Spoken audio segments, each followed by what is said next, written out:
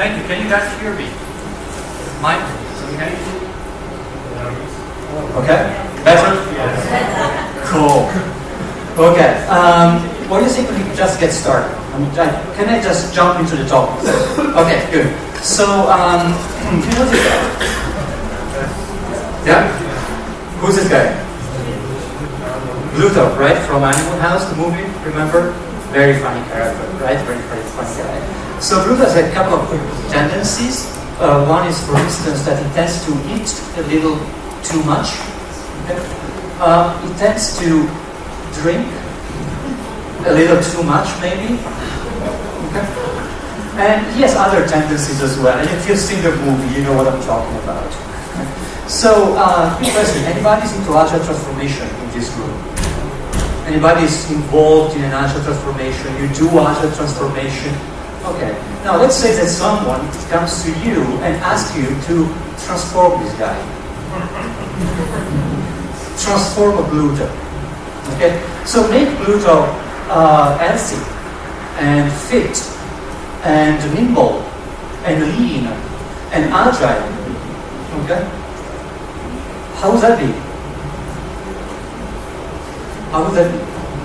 Could you do that? Could you transform Pluto? My opinion is that you could not unless Pluto wants to change. Right? And that's the same. I mean, the real change comes only when we change the underlying paradigms by which we live. You can teach Pluto to eat in a healthier way. You can teach Pluto to drink less, but sooner or later, if you don't change the underlying paradigms, something else will happen anyway, right? The other thing I would like you to remember is that change comes from leadership. Now, I'm not saying leaders, I'm saying leadership in a much more generic way. And the reason is very simple. Leadership is what brings you from here to there. That's what leadership does. It brings you from here to there. And it doesn't mean that you have a leader. It means that leadership is a force for change. So I'm not talking about leaders, I'm talking about leadership as a force that changes the environment. Okay? That's what I'm talking about. So, if we want to change paradigms, especially in the Agile world, there are a number of paradigms that we say that are going to change, like this one. We change from hierarchical structures to network of people. We change from profit to purpose, for instance. We change from directing people to enabling people. There's a number of important paradigm changes. The one I want to focus for this talk is this one. The change from hierarchical structures to networks working together, network of people working together. And the reason why I want to focus on that is because it's a different concept of leadership. When you have a hierarchy, that's what we call vertical leadership. It's a top-down leadership. When the network becomes sufficiently intelligent to be able to direct itself, that's what we call horizontal leadership. Okay? When the network is able to direct itself, that's what we call horizontal leadership. And one thing I would like you to notice is that the connection lines in vertical leadership are less than the connection lines in horizontal leadership. If you notice how the elements are interconnected, there are way more connecting lines in horizontal leadership. And these connecting lines are bidirectional. Whereas in vertical leadership, usually the communication is top-down. Usually. Okay? Most of the time. Good. So hold that thought for a second, because I'm going to change subject and we'll come back to this. Okay, so hold that thought for a second. Can I tell you a story? Real life story. May I? Yeah? Should I go on? Okay, let's go. That's the story of a company which is called ActiLife. Well, it's not a real name. Okay? But it's a client, one of my clients. And ActiLife is a company that is not in IT.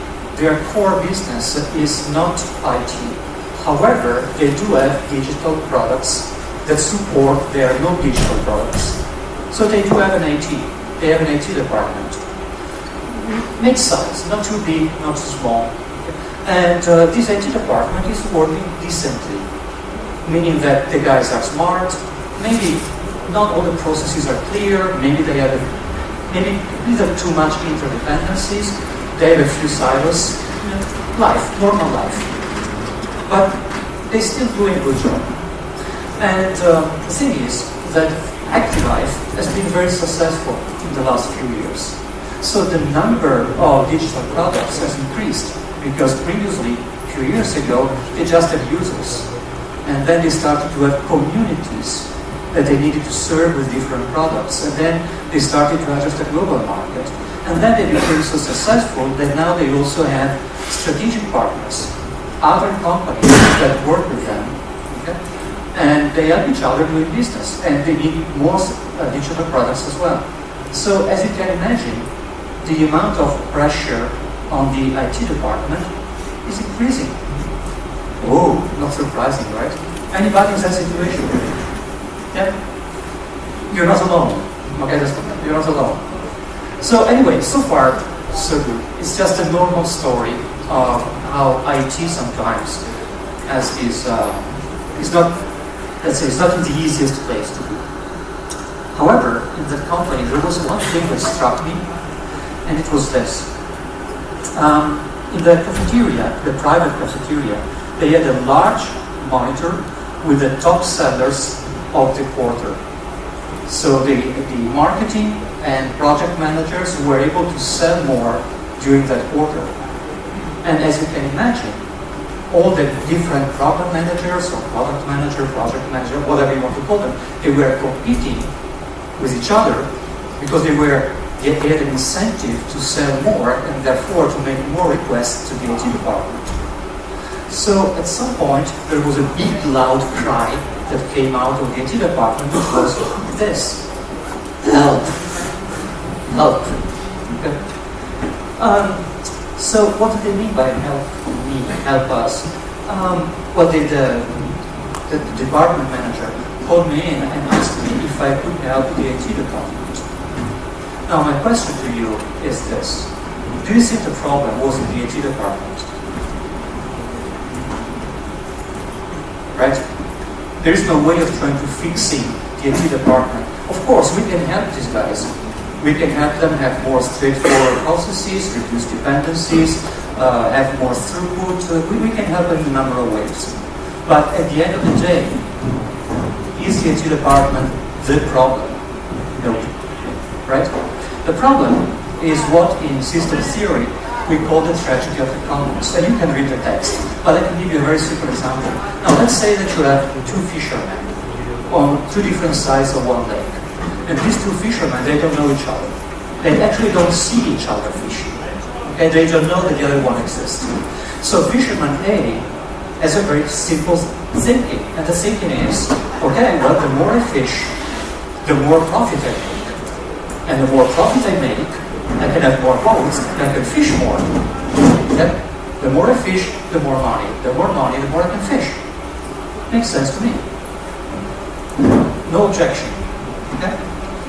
Of course, the other fisherman is thinking exactly the same. And they don't know each other. They don't see each other. So what happens is that the total amount of fishing on the lake is constantly increasing, up to a certain point where, after a certain amount of time, is no longer sustainable because you hit the sustainability threshold of the lake. Basically, the lake is not able to repopulate itself enough, so the fish population is going to decrease. And therefore, what does the fisherman say? Oh, there's less fish, I need to fish more. Right? Well, when they fish more, they damage the other fishermen. And the other fishermen is saying, oh, there's less fish, I need to fish more. And so they damage each other. That's what we call the tragedy of the commons. Is when you have a shared resource and we deplete this resource in our own self-interest for a number of reasons. Okay? Now, when it comes to fixing this problem, I mean, in system theory, this resource could be anything. Could be a biological resource, could be not a biological resource, like, for instance, finance. So if this is a financial resource, you can just inject more money, okay, and you'll be fine. But if it is a biological resource, or even in our case, an intellectual resource, which is the IT department's capacity for creating solutions, it's not so easy, right? We need to be aware of what we can and we cannot do. Another solution to these problems, the tragedy of the commons, would be to regulate access to the source, which is what we do, for instance, for lakes, for fishing. You put fishing regulations so that we don't damage ourselves by overfishing. But another approach would be, okay, let's become aware of the problem collectively and find a common solution together, which will be a form of horizontal leadership rather than vertical leadership. Okay? So overfishing for software fishers is done in a number of different ways, mostly psychological and political levers. Like, for instance, okay, one is this one. Oh, this feature is more urgent than anything else that you have. Okay, urgency. Another one could be, oh, our key partners need this now, or other things like this one. And then the classic, an oldie but goodie, the CEO wants this now. Oldie but goodie, always works in the short term.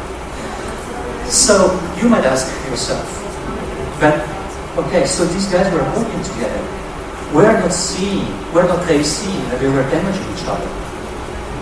How come they did not change their behavior?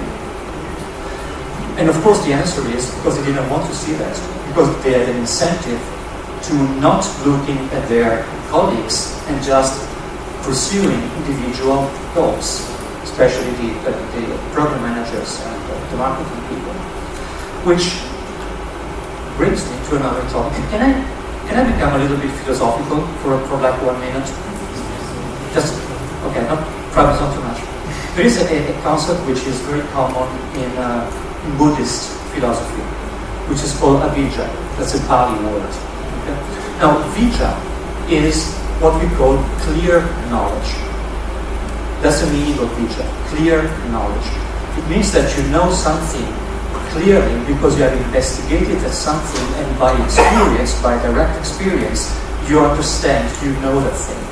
Clear knowledge. That's vijja. Avijja is the lack of clear knowledge. Okay? Or, putting in other terms, although it usually is translated in English with ignorance, but it's a very specific form of ignorance, is when you are unable to see things for what they really are. And, not surprised, we are all engulfed in avijja.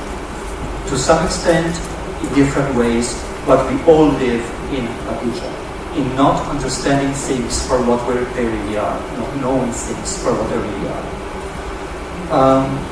For instance, the background of this slide is a cosmological model before Copernicus, when we thought that the Earth was the center of the universe and everything would revolve around the Earth. Okay? That was clearly a not clear knowledge of how things were, but that was the best we could do at that time, given the technology that we had and stuff like that. Okay? Now we know better. So what I'm saying is that we can reduce avijja. We can reduce avijja. Now, let's go back to our organizational world.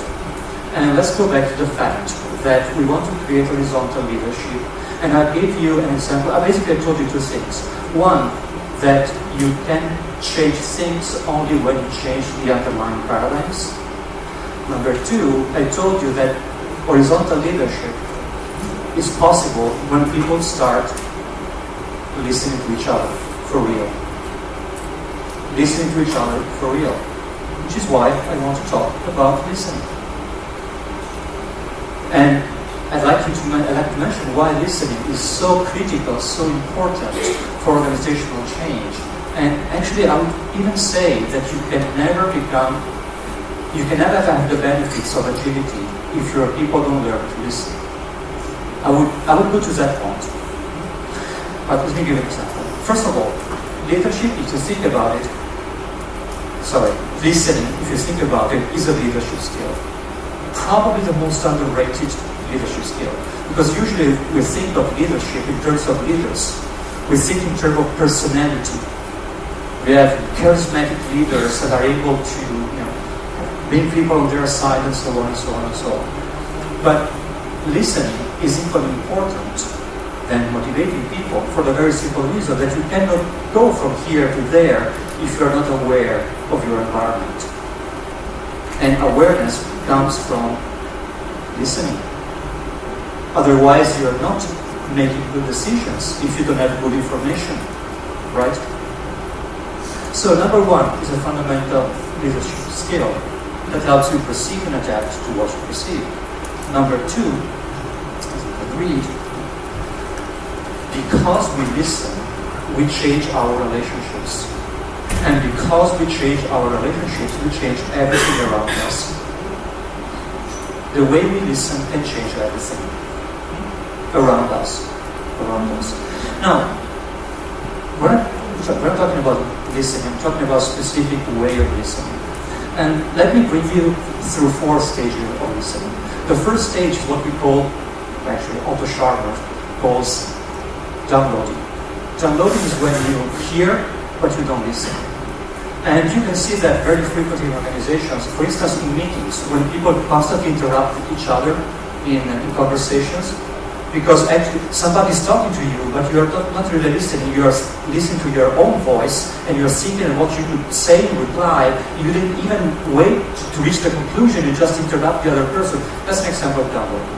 You listen to yourself rather than listen to the other person.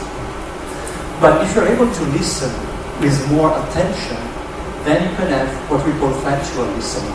You listen to the facts with curiosity, with the intent of understanding. And that's a big step from downloading information without really listening to, okay, let's hear what this guy wants to say.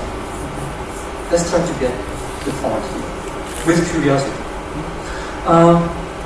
A deeper level would be empathic listening, which is when you put yourself in somebody else's shoes and you try to emotionally listen to how they live the situation.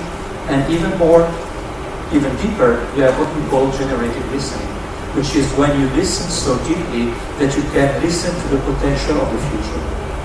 You start listening to what can emerge from there. Okay? Now, these 4 stages, for each of these 4 stages, you have blockers and enablers. Blockers and enablers. So let me walk you quickly through the stage.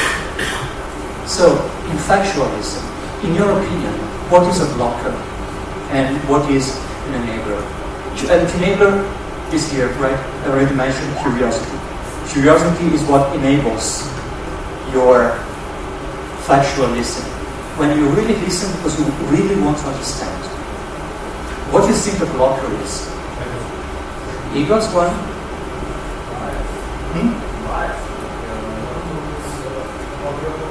Yes, you're convinced about your own opinions. Yes. That's another one. We'll get to fear. We'll get there. It's what we call the voice of criticism. You listen, but you just criticize. You oppose the idea. Without really listening, you just oppose the idea. It's the voice of criticism. This is not going to work for this reason, blah, blah, blah, blah, blah. Okay? And then again, the enabler would be curiosity. Let me move to the next one. Okay? Empathic listening. What do you think is the blocker to empathic listening? I'll give you a hint. It's called the voice of something. How do you put emotional distance from someone else? Or when you put emotional distance from someone else, what is that? When somebody tells you, I have this problem, you say, oh, you're a whiner. Okay, something like that. Indifference? I don't have much time, so I can wait for many answers. Cynicism. That's what we call the voice of cynicism. Okay, we have these problems. Oh, you guys just don't know how to work. Work harder. Okay, cynicism. And the intent of cynicism is to put emotional distance between you and the other person. Okay? Empathy, of course, is the ability to put yourself in somebody else's shoes and emotionally listen to what life is from their perspective.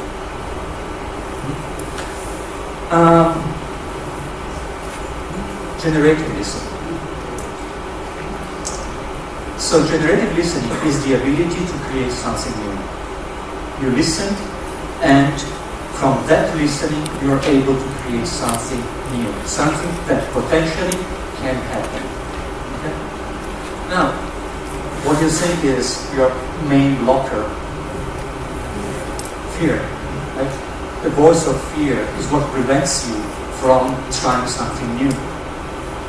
And in general, it could be the fear of losing status, the fear of losing money, the fear of losing respect from your colleagues. In general, is the fear of letting go. Is the fear of letting go of the present and move into the future. So, when you don't have the fear of letting go, you have the courage to jump into the future. So what I'm suggesting is that if you really want to listen to the person in front of you, you might want to listen with curiosity, with empathy, and be ready to let go of your own assumptions. Be ready to let go of what you have and consider something new. If you're able to listen in this way, then you really listen. When you really listen, you connect people. Okay? You connect people.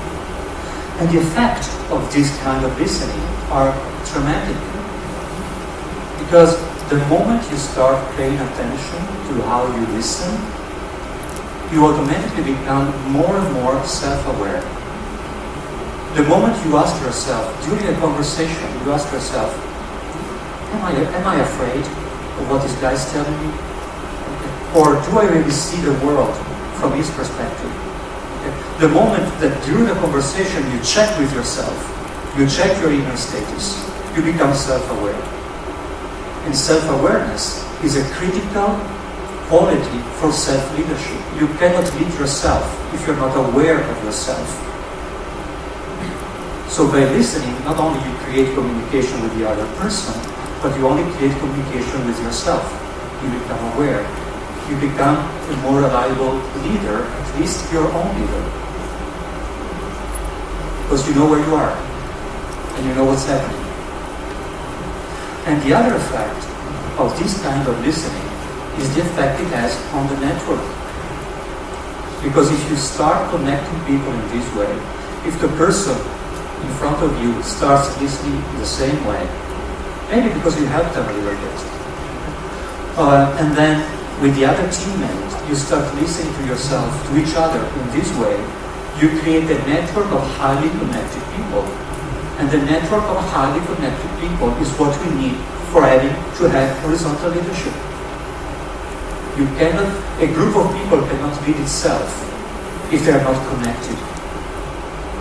You understand that? And you see my point, you see now my example with ActiLife. The project managers, they were not listening to each other, and they were acting as disconnected individuals rather than part of the whole system.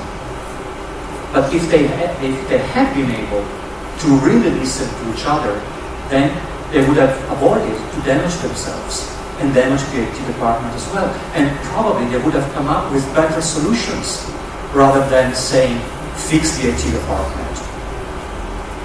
The IT department is not performant enough. Fix them. Okay. They could have come up with better solutions that would work for them because it's their solution. It's not some kind of superimposed framework for agile scaling. Okay. It would have been their solution. And the likelihood of working would have been much higher rather than trying to buy a solution from someone else. You see my point? You see why it is so important. And in fact, my point of view is that if you consider what you see in an organization, like processes or office arrangements, the way people talk to each other, policies, whatever, these are just artifacts. These are just manifestations of the underlying paradigms by which the organization works. In ActiLife, the paradigm was go for it. That was the paradigm. Go, achieve, go for it. And because of that, they were damaging themselves. See what I'm saying? See what I'm saying? So, my point of view is that if you do Agile, if you want to implement some form of agility, the Agile practices will be able to help you only up to this point. Let me explain it a bit better. In Agile, we do have things like transparency, right? We try to make work visible and transparent so that we can inspect and adapt. So if you're lucky, you can have factual listening. You can have people that observe the facts and make better decisions together, if you're lucky. But that's the point where Agile can take you. Actually, Agile could take you even deeper, could take you to the level of empathy and generative listening. It could, except that we don't do it. Quick check, okay, quick test. Do we have any certified Scrum Master in the room? I'm one. Okay. How many of you remember, off the top of their head, all the 5 Scrum values? Well, you're a trainer, you don't count. 1, thank you. Thank you. I would say probably 5% of certified Scrum Masters remember the 5 Scrum value, which are commitment. Can I say? Yes. Courage, focus, commitment, openness, and respect. And respect. Thank you very much. So not only we train people, but then they just don't care about this stuff. But the other thing is that people usually don't understand that these are not 5 disconnected values. This is a value system. It means that every time, whatever you do in Scrum should fulfill all 5 values at the same time. Whatever you do in Scrum should be done with commitment, with focus, with respect, with courage, and with openness. Thank you. Okay? XP is not very much different. XP has simplicity, feedback, communication, and then, surprise, it has courage and respect. So you see, I mean, in Agile, in theory, we have this idea that we need to change the way we interact. Seriously. But we don't. We forget about it. And when you forsake working on the underlying paradigms, your agility is very frail. Your agility is just superficial. Just take a blow of wind and it will go away. Okay? That's why it fails most of the time. Now, I have a few minutes left. I'm sorry. I have bad news for you. Are you ready? Yes. Yeah? Okay. I'm sorry, this is just my point of view. I've been working in this field for 10 years. Okay? I've been helping organizations, I've been coaches, and so I've seen things. Okay? I've seen things. And it's my observation, my guesstimation, that 95% of companies who are asking for Agile company, they want consultancy. They want someone to fix the problem. They don't want to change. They want someone to fix the problem. That's my personal opinion. That's my observation. Maybe it's not 95%, maybe it's less, maybe it's more, but you know what? Of course, I'm not talking about these guys, you guys. Okay? I'm talking about out there. And out there. Okay? You're all beautiful and wonderful. Okay? But out there, that's what happens. So what they say is, yeah, please come and we want to change. Come here, we want to change. But what they really think is, well, as long as you fix somebody else and you don't touch the power structures. Okay, you're giggling, which, okay, it's a signal. Now, there's a counterpart to this, which is even more bad news. You ready? My observation, and I say this with love and respect, is that 95% of so-called Agile coaches, in fact, act as consultants. They go there and try to fix stuff. Okay? And they do that, I mean, with the best intent. But what they say is, yeah, sure, I will coach you while you change. But what they think is, I'll fix you. Okay? I'll teach you. I'll show you. I will make you right and worthwhile. Okay? Right and worth it. Story as life. It's a good balance, right? I mean, it takes two to tango, right? So why I'm saying this? Why I'm saying this? Because, because somebody had to give you the bad news. Okay, that's why I'm saying this. Because it's extremely important that you start taking care of the parts of agility which are not visible. Because if you don't, it will never happen. That's my personal opinion. That's my personal opinion. And I really hope this information, this idea can help you one way or another. So if you want to try something, what can you try? If you want to try something, well, first of all, I'm not talking about how to change your organization. If you individually want to try something, what can you try? Number one, what time is it? Okay, 90 seconds. Okay. Well, first of all, start paying attention to how you listen. First one. Second one, find a buddy. I think it's a wonderful way to practice. Find a friend, a colleague, a lover, whoever. Okay? Find someone with whom you can practice.